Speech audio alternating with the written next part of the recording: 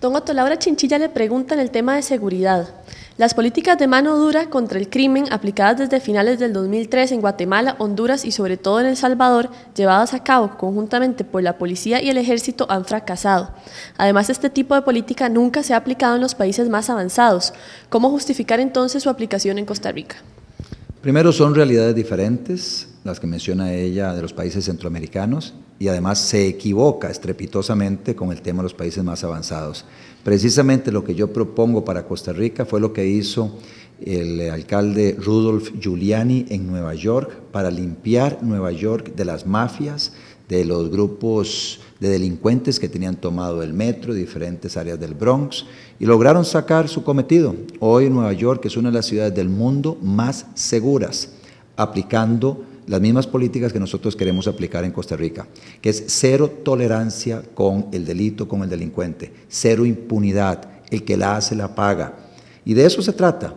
O sea, nosotros lo que buscamos es que esa impunidad que ha impulsado Laura Chinchilla, los hermanos Arias y un grupo de personas enquistadas en el Poder Judicial y consultores internacionales desde mitad de los 90 se deje de lado. Don Otto, doña Laura le pregunta en el tema de economía. ¿Usted estaría dispuesto a apoyar la propuesta de doña Laura Chinchilla de poner un impuesto especial a casinos y casas de apuestas para financiar la fuerza pública del combate contra el delito en Costa Rica? Doña Laura Chinchilla se apropió de una idea nuestra. El ministro de Hacienda presenta un proyecto de ley a la corriente legislativa sobre este tema y es el diputado Luis Antonio Barrantes el que dice que cualquier impuesto que se le meta a esas actividades debiera ir íntegramente hacia seguridad pública. Pero además doña Laura demuestra que no conoce realmente de qué está hablando cuando habla de ese tipo de impuesto.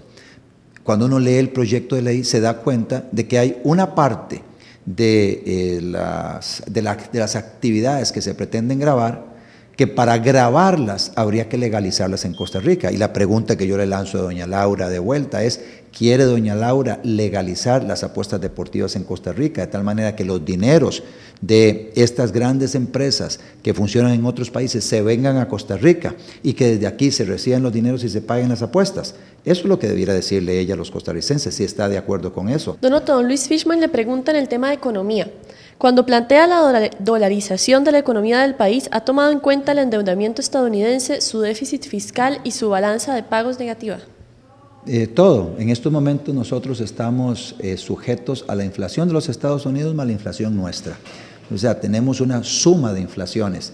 La inflación de Costa Rica ha sido una de las inflaciones más altas de América Latina a lo largo de las últimas décadas y eso es algo absolutamente inaceptable. La plata no alcanza. Esa es una de las explicaciones del por qué la plata no alcanza.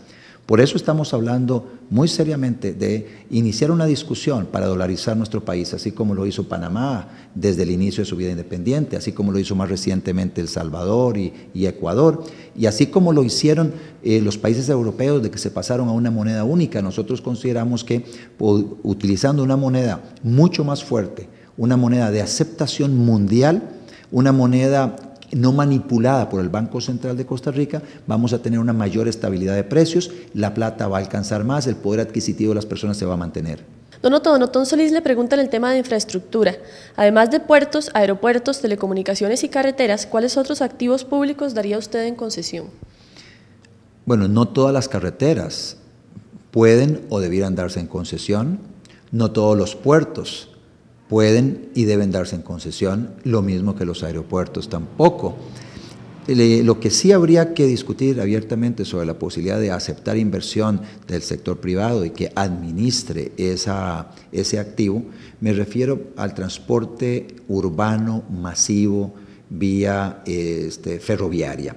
Un tren urbano metropolitano, unas partes aéreas, otras partes subterráneas, otras partes superficiales, donde el Estado aporta los derechos de vía, aporta inclusive un dinero y el sector privado, a través de un proceso muy transparente, se le concesiona la operación de ese sistema de transporte masivo vía ferrocarril, tipo metro, y que ellos hagan la inversión. Esa es una concesión que claramente viable.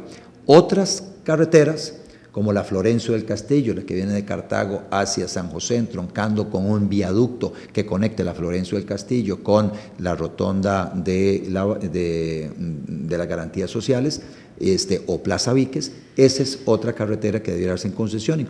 Lo demás realmente son carreteras para ser construidas con recursos propios, ya sea con endeudamiento o con recursos propios del CONAVI. Don Otón Solís le pregunta en economía, ¿qué opina de mi propuesta de cobrar 75.000 millones de colones a un pequeño grupo de poder del mundo financiero y de los casinos para financiar políticas sociales que beneficien a la clase media y a los sectores más humildes de Costa Rica?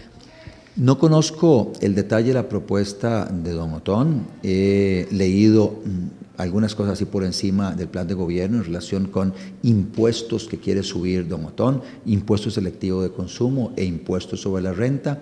Y don Otón desconoce que si sube el impuesto sobre la renta, va a haber menos actividad económica en el país, van a haber menos empresas dispuestas a venirse a establecer a Costa Rica y con eso va a haber más desempleo, va a haber menos generación de riqueza.